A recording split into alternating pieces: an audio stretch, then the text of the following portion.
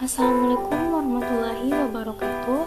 Perkenalkan, nama saya Fadila Syadatunisa dari Fakultas Ilmu Pendidikan, Prodi Pendidikan Guru Pendidikan Anak Usia Dini kelas 2021B, Universitas Negeri Makassar. Di video ini, saya akan menjelaskan teori-teori pendidikan anak usia dini. Ada banyak teori yang dapat dijadikan sebagai dasar dalam pendidikan anak usia dini. Di antaranya konstruktivisme, kebutuhan dasar manusia, behaviorisme, psikososial, dan multiple intelligence. Nah, selanjutnya saya akan menjelaskan tentang teori konstruktivisme. Teori konstruktivisme. Konstruktivisme merupakan salah satu teori pendidikan yang menekankan pada perkembangan kognitif anak. Istilah konstruktivisme sendiri diambil dari kata construction yang berarti membangun. Membangun dimaknai sebagai proses mengembangkan pengetahuan anak. Konstruktivisme adalah proses kognitif di mana anak-anak mengorganisasikan, menstrukturkan, dan membangun ulang pengalaman-pengalamannya. Dalam teori ini, dipahami bahwa anak-anak harus mempunyai peran aktif dalam mengembangkan pemahaman dan pembelajaran mereka sendiri. Pengetahuan anak dapat terus berkembang apabila anak secara aktif menjalin interaksi dan menambah pengalaman melalui lingkungannya. Oleh karena itu, dalam teori konstruktivisme, anak harus terlibat secara aktif dalam pembelajaran. Secara implementatif, Morrison menjelaskan bahwa teori konstruktivisme dapat dideskripsikan sebagai berikut. Yang pertama, anak-anak menyusun pengetahuan mereka sendiri lewat kerjasama dengan orang lain. Yang kedua, kegiatan fisik dan mental sangat penting untuk menyusun pengetahuan, yaitu dengan mempelajari objek-objek yang ada di lingkungan dan dengan memecahkan masalah. Yang ketiga, anak-anak menyusun pengetahuan terbaik lewat pengalaman-pengalaman yang menarik dan bermakna bagi mereka. Yang keempat, perkembangan kognitif adalah proses yang berkelanjutan mulai saat lahir dan berlanjut seumur hidup. Yang kelima, belajar aktif adalah bagian penting dari konstruktivisme. Tokoh yang berpengaruh dalam teori konstruktivisme yaitu Jean Piaget dan Lev Vygotsky. Piaget sangat terkenal dengan teori perkembangan kognitif dan Vygotsky terkenal dengan teori sosiokultural. Teori-teori itulah yang mendasari munculnya teori konstruktivisme. Perkembangan kognitif Jean Piaget. Piaget merupakan seorang filsuf dan psikolog perkembangan berasal dari Swiss. Selain sebagai perintis teori konstruktivisme, ia juga sangat terkenal dengan teori cognitive development. Dalam teori tersebut, Piaget membagi perkembangan kognitif anak menjadi 4. Yang pertama sensori motor 0-2 tahun, yang kedua praoperasional 2-7 tahun, yang ketiga operasional konkret 7-12 tahun, dan yang terakhir operasional formal 12 tahun sampai dewasa. Yang kedua, sosiokultural Lev Vygotsky. Lev Vygotsky merupakan psikolog anak berasal dari Rusia. Teori perkembangan Vygotsky dikenal dengan nama sosiokultural. Dalam teori ini, Vygotsky berpandangan bahwa interaksi sosial memainkan peran penting dalam perkembangan kognitif. B. Teori hierarki kebutuhan manusia.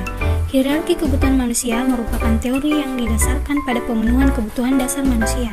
Anak-anak maupun orang dewasa dapat mencapai kepuasan diri apabila kebutuhan-kebutuhan di bawahnya dapat terpenuhi. Artinya, kebutuhan-kebutuhan dasar harus terpenuhi sebelum kebutuhan-kebutuhan lain yang lebih tinggi dapat terpuaskan. Hierarki kebutuhan yang esensial pada manusia berupa yang pertama esensi-esensi hidup, makan dan minum, rasa aman dan keamanan, kepemilikan dan cinta, pencapaian dan prestis, dan kebutuhan-kebutuhan estis. C. Teori behaviorisme. Behaviorisme adalah sebuah teori pembelajaran yang mendasarkan pada perilaku anak didik. Teori ini dimaksudkan untuk membentuk dan merubah perilaku belajar anak. Dalam pendidikan anak usia dini, teori behaviorisme ini sangat penting karena dapat memudahkan pendidik dalam mengembangkan potensi anak. Classical Conditioning Ivan Pavlov atau pengkondisian klasik. Selanjutnya, temuan Pavlov ini disebarluaskan oleh John B. Watson di Amerika pada tahun 1913. Dalam eksperimennya, ada beberapa istilah yang dia gunakan. Yang pertama, UCS. Rangsangan tidak berkondisi merupakan kejadian yang secara alami menghasilkan tanggapan yang muncul tanpa dipelajari. Yang kedua, UCR, tanggapan tidak berkondisi, merupakan bentuk respon dari rangsangan tidak berkondisi. Yang ketiga ada CS. Rangsangan berkondisi adalah suatu bentuk stimulus yang dengan sengaja dikondisikan. Dan yang keempat ada CR. Tanggapan berkondisi merupakan tanggapan yang dihasilkan dari rangsangan berkondisi. Yang kedua, connectionism. Thorndike merupakan salah satu bentuk teori behaviorisme. Teori ini dikembangkan oleh Edward Lee Thorndike, seorang psikolog berkebangsaan Amerika. Menurutnya, ada koneksi atau asosiasi antara kesan yang ditangkap oleh panca indera atau stimulus dengan perbuatan atau respons. Dalam hubungannya dengan pembelajaran, Thorndike mengemukakan 3 hukum dalam belajar. Yang pertama, law of effect, hukum akibat. Semakin tinggi tingkat kepuasan, maka semakin kuat hubungan antara stimulus dan respon. Jika semakin besar perasaan yang tidak menyenangkan yang ditimbulkan, maka semakin lemah pula hubungan antara stimulus dan respon. The law of exercise, hukum latihan. Hukum ini menjelaskan bahwa hubungan antara perlakuan atau stimulus dan tindakan atau respon akan menjadi lebih kuat jika hubungan tersebut dilakukan berulang-ulang. C. Law of readiness, hukum kesiapan.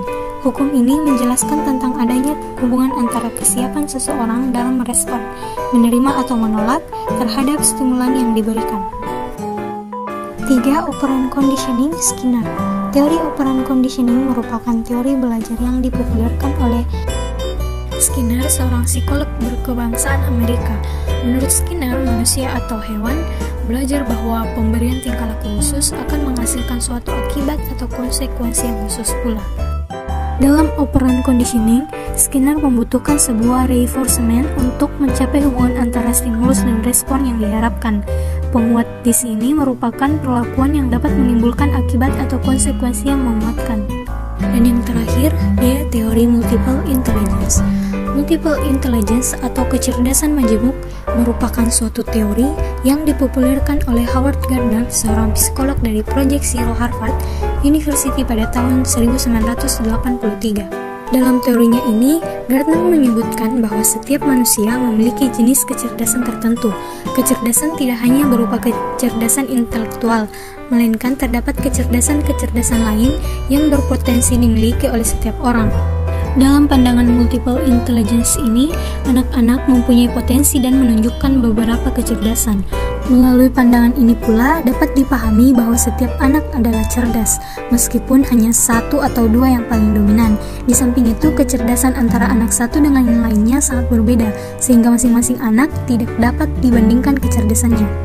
Ada 8 kecerdasan yang dikemukakan oleh Gardner, diantaranya A. Kecerdasan linguistik. Kecerdasan ini merupakan kecerdasan yang berhubungan dengan kemampuan menggunakan bahasa atau kata. B. Kecerdasan logika matematika. Kecerdasan ini berhubungan dengan kemampuan anak dalam berhitung, penalaran, dan mengenal angka-angka. C. Kecerdasan spasial. Kecerdasan ini merupakan bentuk kecerdasan yang menunjukkan kepekaan, merasakan, dan membayangkan dunia sekitar secara akurat. D. Kecerdasan kinestik. Kecerdasan ini merupakan kecerdasan yang berkaitan dengan gerak atau olah tubuh. E. Kecerdasan musikal. Kecerdasan ini berhubungan dengan kemampuan anak dalam merasakan, membedakan, dan mengekspresikan bentuk-bentuk musik. Artinya, anak-anak mempunyai kemahiran bermain musik dan mampu mengetahui nada dan irama dengan baik. F. Kecerdasan interpersonal. Kecerdasan sosial. Kecerdasan ini ditandai dengan kemampuan memahami dan membuat perbedaan-perbedaan suasana hati. G. Kecerdasan intrapersonal merupakan kecerdasan yang berhubungan dengan emosi atau perasaan seseorang. Dan yang terakhir, kecerdasan naturalis. Kecerdasan naturalis ialah kecerdasan yang berkaitan dengan kemampuan anak dalam mengenali dan mengklasifikasikan berbagai jenis flora dan fauna dari sebuah lingkungan individu. 8 kecerdasan yang telah tergambarkan di atas merupakan penjelasan dari multiple intelligence, di mana masing-masing kecerdasan tersebut sangat memungkinkan dimiliki oleh anak. Untuk menstimulasi kemungkinan kecerdasan yang dimiliki oleh anak, maka pembelajaran harus dirancang sebaik-baiknya dengan melihat dan mengoptimalkan potensi kecerdasan majemuk anak. Di samping itu, pembelajaran mesti disesuaikan dengan minat dan bakat anak. Nah, itu tadi beberapa penjelasan dari teori pendidikan anak usia dini. Semoga video pembelajaran ini bermanfaat. Kurang dan lebihnya mohon dimaafkan. Wassalamualaikum warahmatullahi wabarakatuh.